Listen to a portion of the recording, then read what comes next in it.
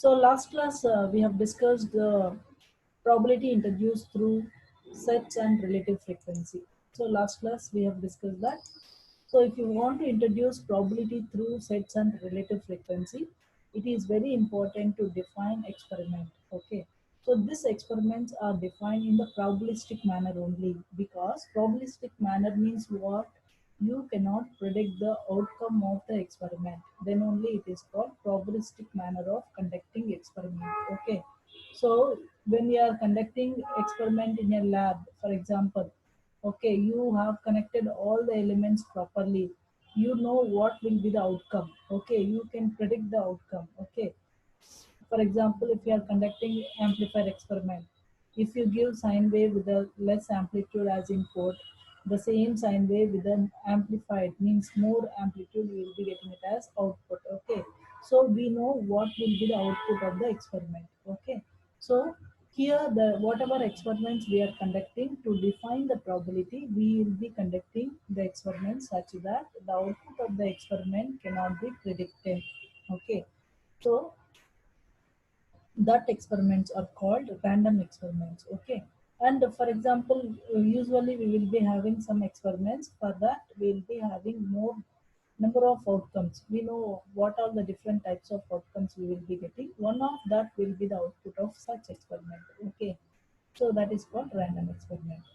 A single performance of random experiment is called trial. Okay, so where it has some outcome. Okay, so for example, these examples we have discussed in the last class. Okay, flipping a coin, exam marks, assembling time, and all. Okay, and what is sample space also we have discussed. Sample space is nothing but universal set for that particular experiment. Means it will have all possible outcomes of an experiment in that. Okay, so it is a universal set for that particular experiment. And we have discussed that there are four types of sample sets, and we have also discussed what are the examples for those. Okay, so the types of sample space are discrete and finite sample space, discrete and infinite sample space, continuous and finite sample space, continuous and infinite sample space. Okay, so to define probability, first we have to define what is experiment. We have defined what is experiment. So it is a physical action and can be considered as any physical action can be considered as experiment. Okay, and it will be having one out of possible outcomes as the result. Okay, so and the sample space is nothing but it is a universal set for that particular experiment. Okay, if you are tossing a coin, we will be having two outcomes, either heads or tails, yes or no. So the sample space will have all possible outcomes, so it will be having both head and tail. And we have discussed that there are four types of sample space: discrete and finite sample space, discrete and infinite sample space, continuous and finite sample space, continuous and infinite sample space.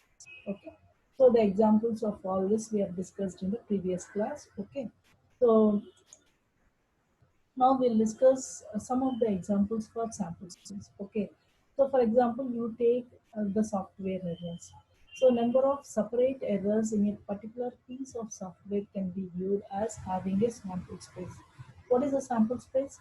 It will be having all the errors occurred when you run a particular software. What are the possible errors you will get when you run particular software? Okay, so we'll be having maybe infinite number of errors. So zero error, one error, two errors, three errors, like that. We'll be having all the errors listed in there. Okay, so when you run one program, you may be getting one out of this error as the error. Okay, all possible errors will be listed here. Okay, and for example, second example you take, it is power plant operation. Here, a manager supervises the operation of three power plants. Okay. At any given time, each of three power plants can be classified as either generating electricity or idle. Okay. If it is generating electricity, you get outcome as 1. If it is idle, we'll be getting outcome as 0. Okay. We have three power plants. Here in this case, we have three power plants. So what are the possible outcomes here? The first case is all three power plants are idle. So three zeros will get. The second case is the last power plant 3. Power plant 3 is generating electricity, so its value is 1, like this. So the next case is 0, 1, 0. So power plant 1 is not is idle. Power plant 2 is generating electricity. Power plant 3 is idle. So in the next place is power plant 1 is idle. Okay. Power plant 2 and 3 are generating electricity, like this. The next case is 1, 0, 0. Wherever you have 1, that particular power plant is generating electricity. Wherever it is 0, that particular power plants are idle. Okay. So these are the possible cases we have. Okay. Now how many uh, power plants we have? The total power plants are 3. Okay. And the possible outcomes of that particular experiment is these are the possible outcomes. Okay. So this particular sample space is having all possible outcomes of that particular experiment. Okay. That is called sample space. And the examples of sample space will go and discuss here. Games of chance commonly involve the uh, toss of a coin. When you toss a coin, the roll of a die, okay, or use of a pack of cards. When you draw a card from a pack of cards, all these are the games of chance. So the all possible outcomes of these games of chance will be the sample space. Okay. So if you roll of a die, when you roll a die, what are the possible outcomes we get? We get 1, 2, 3, 4, 5, 6. Yes or no? So because it is six-sided die will be having 6 possible outcomes. All possible outcomes will be listed in the sample space. For example, you roll 2 dice. If you roll 2 dice, what are the possible outcomes? So roll first die one may have value one, die two will may also have value one. One will be the output. So 1, 2 will be the output, 1, 3 will be the output. Like this, we will be having these many possible outcomes. Okay. So the sample space will have these many possible outcomes. How many possible outcomes? There are 36 samples. Okay, the sample size space will have 36 elements in that. Okay, is it clear? So we are rolling 2 dice. Okay, so maybe first die will have the values from 1 to 6. The second die will also have the values from 1 to 6. The combination of 1 to 6, the total number of elements will be 36 elements in this sample space when you roll 2 dice. Okay. So what is sample says? It is the list of exhaustive and mutually exclusive outcomes. Okay. So we are not don't leave anything out. All outcomes will be included in this. Okay. And it is impossible for two events to occur in the same experiment. So if you throw a die. Okay, so it is not it is impossible for two events to occur in the in the same experiment. It is called sample space and we denote it by yes. Say for example, the outcomes are denoted as O1, O2, so on, OK. So in the when you throw a die, what is the first outcome? Maybe 1, 2, 3 die. Like that, we have 6 outcomes. No? All 6 outcomes will be placed in the sample space. Using a notation from a set theory, we can represent the sample space and its outcomes as S is equal to, we will be representing like this set. Inside this flower brackets, we will be representing all this O1, O2, so on, OK.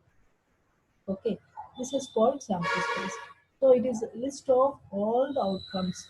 Okay, all possible outcomes is nothing but sample space. Okay, we will be denoting with S. So S is nothing but universal set for that particular experiment. Okay.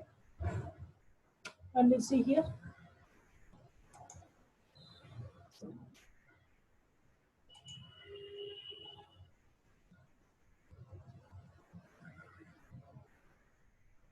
So we are here. Given a sample space S is equal to O1, O2, so on, OK. The probability assigned to the outcome must satisfy 3 conditions. Okay. Whenever we have a sample space, the probability assigned to the sample space should satisfy the following conditions. What is the first condition? probability of any outcome is between 0 and 1. Okay, probability of any outcome will be between 0 and 1. If you add probability of all the outcomes, it should give you value 1. If you add probability of all outcomes, then it should give us the value 1. Is it clear? So it is summation I is equal to 1 to k. Probability of all outcomes will be equal to 1. Okay. Then what is probability? It is a set of probability values for an experiment with the sample space S is equal to 0, O1, O2, so on, An, consists of some probability P1, P2, so on, Pn. Okay. And we have discussed that this probability satisfy the condition that probability value is between 0 and 1 for each and every probability of particular event. If you add all these probabilities of particular outcome, add all the probability of outcomes, it should give us value 1. Okay, that's what we have discussed in the previous slide also. This is the same thing. If you take any particular outcome, the probability of particular outcome should be less than or equal to 1. Okay, if you add probability of all outcomes, okay, the value should be equal to 1. Okay, same thing. The probability of outcome OI occurring is said to be PI because we are taking what is the probability of outcome OI. Okay, will be equal to PI. What should be the value of PI? Can you tell me what is the value of PI? PI value. What is the value of PI, ma? It should be between 0 and 1. The value of PI should be between 0 and 1. Is it clear? Okay. Hello, students. Are you there in the Yes, ma'am. class? Yes, ma'am. Yes. Value of Pi should be between 0 and 1. Okay. Now, if you add probability of all outcomes, then we should get value is equal to 1. Okay. Now we'll discuss what is probability. Probability is the measure of how likely an event or outcome is. Okay. So the different events have different probabilities. Okay. So because depending on the experiment, different events will have different probabilities. Okay. And we can describe the probability of event with the following terms. Certain. What is that? Certain means the event is definitely going to happen. Then it is certain event. Then likely. The event will probably happen but not definitely. It will happen probably but it will not happen definitely. Unlikely. The event will probably not happen, but it might. Okay. So impossible. The event is definitely not going to happen. Okay. So this type of probability we'll guess when we are discussing when we guess the results. Okay. So when you write your exam perfectly, all right, you will definitely say that I will certainly pass this exam. Okay. Now you have a little bit doubt. Okay. I may pass. Okay, so I may or may not pass like that. I will fail like that. We will be just discussing the probability of results, no? So this is the probability of results can be taken as example for this particular case. Certain means the event is definitely going to happen. You will definitely pass the exam. Likely, the event will probably happen and not definitely. Okay, I may pass. The event is probably not happen, but it might. So you know that you will not pass, but your results is shows that you passed. Okay, you have the probability that you may not pass the exam. You know that you will not pass the exam. You have not written the exam properly, but the result shows that you have passed the exam. Okay, unlikely and impossible. You did not write properly, you did not pass the exam. Okay, that is way it is impossible. The event is definitely not going to happen. The passing of exam is definitely not going to happen. Okay, like that we can describe the probability of the event with the following terms. Is it clear, students? Any doubts here? No, ma'am. So how can we express probability? Usually we express probability as fractions. This you know. The numerator shows the possible number of ways an event can occur. The denominator is the total number of possible events that could occur. Okay. Numerator shows the possible number of ways an event can occur. The denominator is total number of possible events that could occur. Okay. So we'll see the examples. For example, you have a bag with 3 red marbles, 2 white marbles, 1 purple marble, and 4 green marbles. Okay. So total number of marbles will be equal to 10 marbles. See here 3 plus 2 plus 1 plus 4. Total number of marbles is equal to 10 in this case. 3 red marbles, 2 white marbles, 1 purple marble, 4 green marbles. So the total number of marbles will be equal to 1. Okay. What is the probability that I will choose a red marble? Okay. So how many red marbles we have? The 3 divided by how many total number of marbles we have? 10. So what is the probability I choose a red marble will be 3 by 10. How many red marbles are there in the bag divided by total number of marbles in that bag. So it is 3 by 10. Okay. So what is the probability?